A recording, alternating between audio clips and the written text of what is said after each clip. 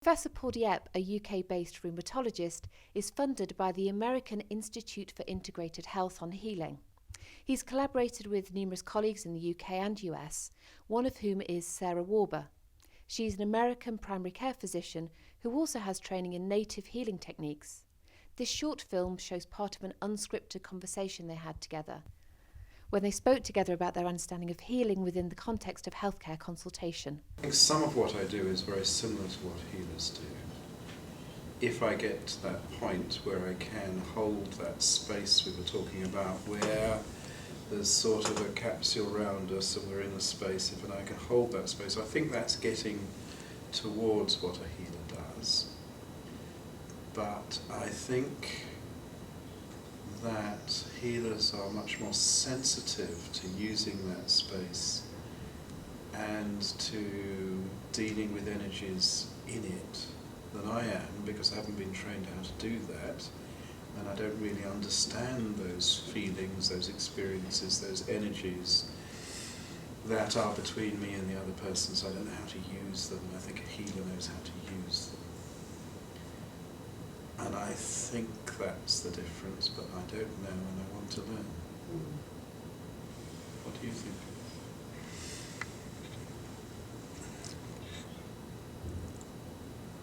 I think I would agree that you can approach, as a physician, you can approach that healing moment. You can be in that healing moment. You can know when it's happening and help it along. However, I think that maybe because of that, what we're talking about, how we have to have our mind working also, our rational mind working also. In the other place, yes. That tends to kind of anchor us outside of that a little bit. Yes. If I go into that meditative grounded state, then I think I can be in that energetic healing place. And I personally don't see energy, which I know many healers can see it. It's a visual thing. And they know they can diagnose from that seeing, they can treat in that. They may also feel it, hear it. They have all of this additional sensory information that we might learn, but we haven't been trained to. I think that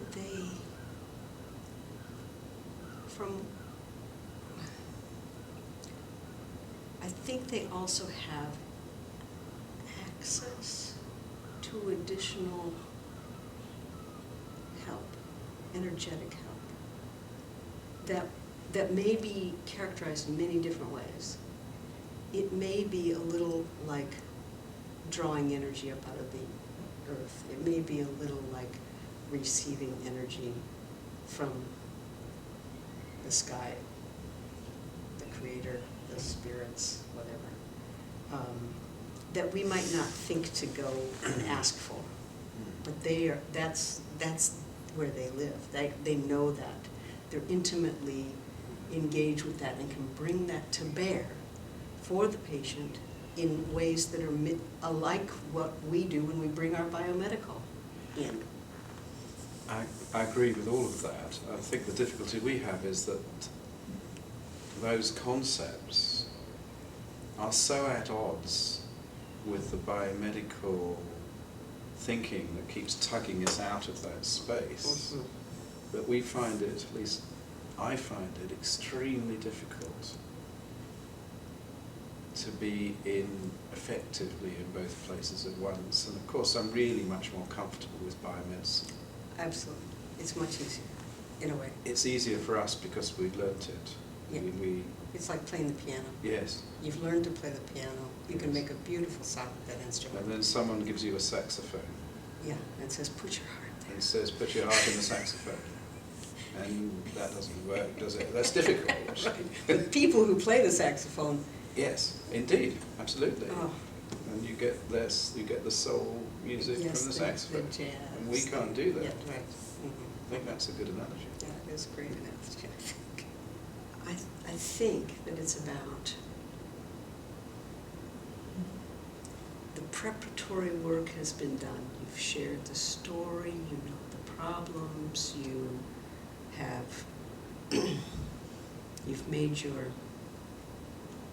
at least some preliminary diagnosis. And whether that's an energetic diagnosis, now I'm trying to think universally, Okay. not doctor, and any kind of healer. And as you approach the healing moment, in some ways it's about letting,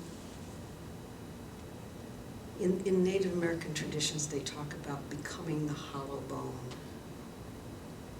And that when you are the hollow bone, then spirit can flow through you and do whatever it is that's needed for the highest good. And you actually don't want your intention or your self or your thought in the way. You want to get out of the way. Yes, I think it's about getting out of the way. I think it's about letting go of your ego. Mm.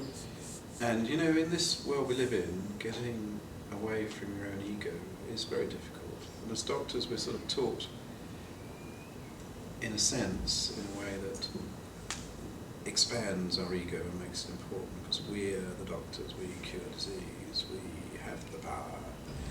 And all that has to go, away. But I think there's another element to this. I think approaching the healing point is a moment in an interaction when both people feel they can trust each other enough to let go. Mm. So I think there's a point of Yeah. mutual trust Mutually. that's reached, mutual trust. That means you can both let go and just be who you are. And I think that's when you get to the healing point. So I like that. But the trust, to me, the Yeah. trust localizes it in the people. Yes. And I want to. Yes. I want to I know where you're going. take it out of Yes. being localized in the Yes, people and I agree with that. and understand that it is about Yeah. the universe's. Okay. All right, I agree with that. So maybe what I'm saying is that I'm talking about a necessary condition, but not a sufficient Yeah. I condition. think, yes. I'm talking about a necessary condition, but then there's something else, Right. which I don't understand. Which neither of us understand. Correct.